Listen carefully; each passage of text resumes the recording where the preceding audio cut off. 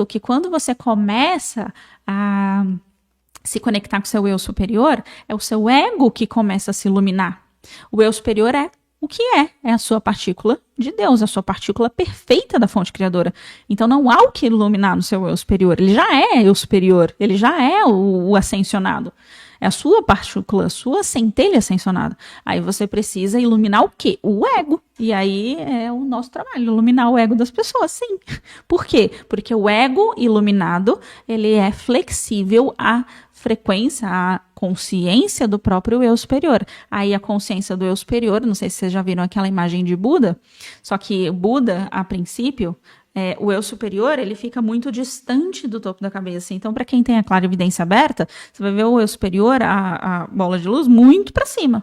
Muito para cima. E aí você vai procurar metros para cima.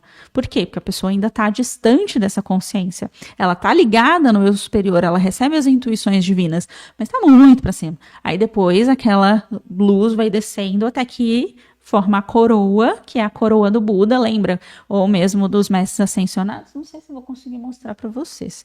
Ó, eu vou tentar mostrar aqui para vocês, tá? Ali em cima. Aí não sei se dá para ver. Tá vendo ali? Perdão, aqui o microfone. Tá vendo que tem a coroa em cima dos mestres ascensionados? Então, essa coroa é o eu superior de cada um dos mestres ascensionados. Aqui o Saint-Germain vocês vão conseguir ver mais evidente, eu acho. Essa coroa aqui em volta da cabeça.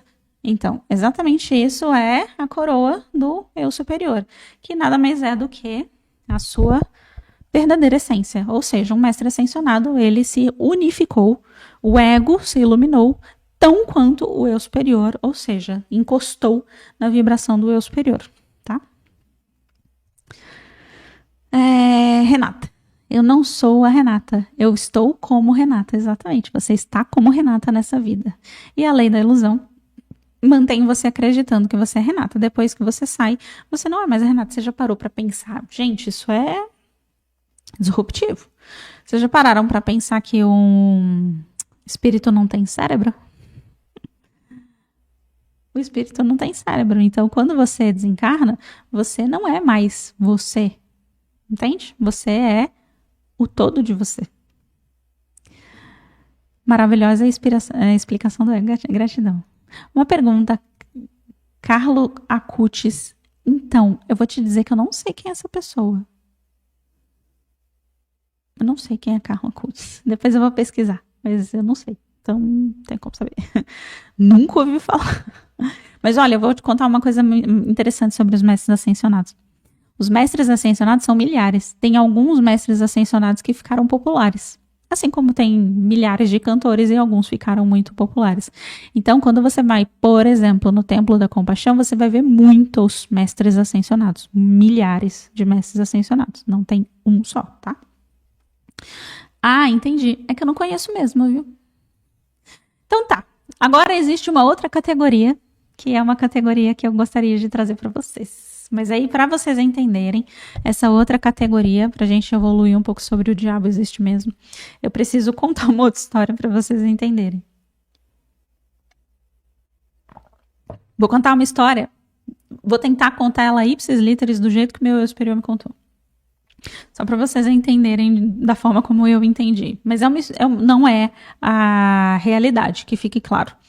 Não foi exatamente assim que aconteceu, mas é uma história representativa do que aconteceu para que vocês entendam a consciência que eu vou trazer no final, tá bom?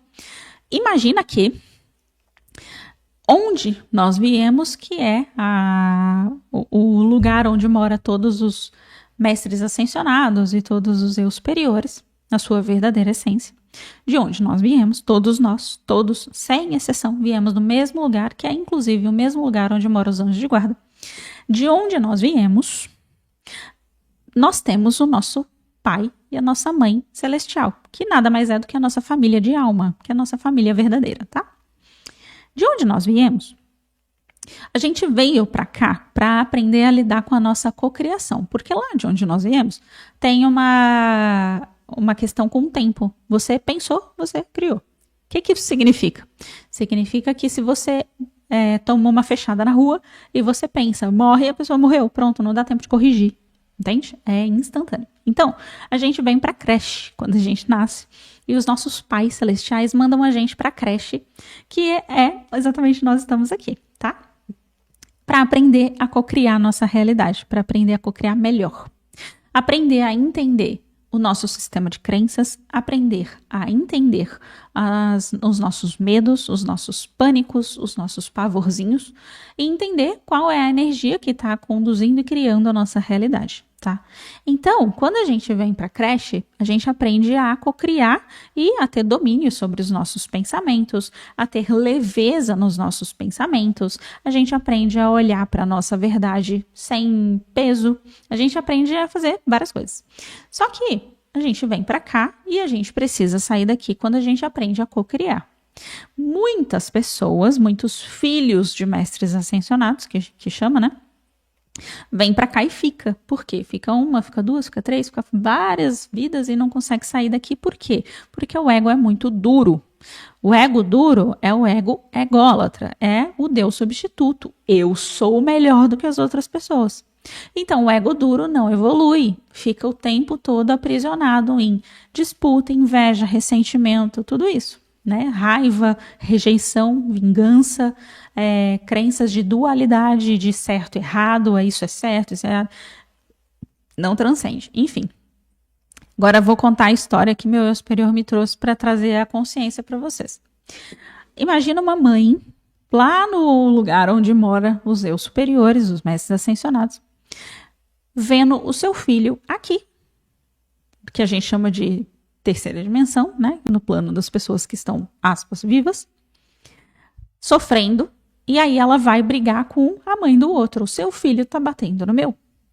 E aí a mãe dela fala, mas o seu filho começou. E aí começou a ter o envolvimento na vida humana. Por quê? Porque começou a galera a querer trazer o filho de volta. Ele não volta, mas ele não volta por quê? Ele não volta porque ele está sendo penalizado e começa a justificar. Meu filho está sendo penalizado pelo fulano, pelo ciclano, não sei o quê, não sei o quê. O outro está sendo obsediado 6 vidas seguidas, o outro está sendo perseguido há não sei quanto tempo. Milhões de anos, milhares de anos, e o outro ainda está sofrendo com o mesmo trauma, um trauma em cima do outro, e vira uma bola de neve, e aí vai um trauma, e depois na tentativa de resolver aquele trauma, ele cria outro. Então, começou a ter essa discussão entre os mestres ascensionados, enquanto pais e mães de filhos de mestres ascensionados, que somos nós, tá? E aí, chegou um determinado momento em que começou a ter essa discussão mais séria do ponto de vista de o que nós deveríamos fazer. E aí rolou o que a gente entende como ideologia. Ideologia é um sistema de crenças. Um sistema de crenças, de um lado, o livre-arbítrio é inegociável. O livre-arbítrio é o que mantém a vida. Do outro lado, a gente tem que acabar com o livre-arbítrio porque está prendendo as pessoas ali no plano dos vivos. O livre-arbítrio virou uma corda, cada um de um lado puxando para si, do seu sistema de crenças.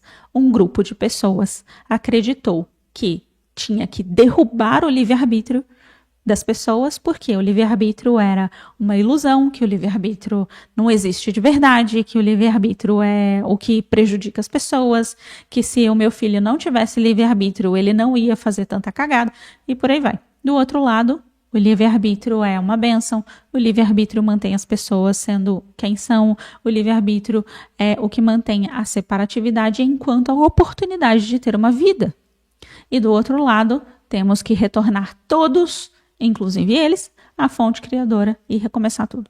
Então, esse grupo de pessoas começou a afetar o livre-arbítrio. Existe uma regra na vida, em todos os planos, existe uma regra que o livre-arbítrio é uma verdade absoluta. O que é a verdade absoluta? É a base da existência. Ou seja, se você tira o amor incondicional, tipo uma mesa, você tira o amor incondicional, o livre-arbítrio, a mesa cai. Por quê? Porque é a base que sustenta e mantém a existência. Se a gente não tivesse amor incondicional, se ponha no lugar do próprio Criador.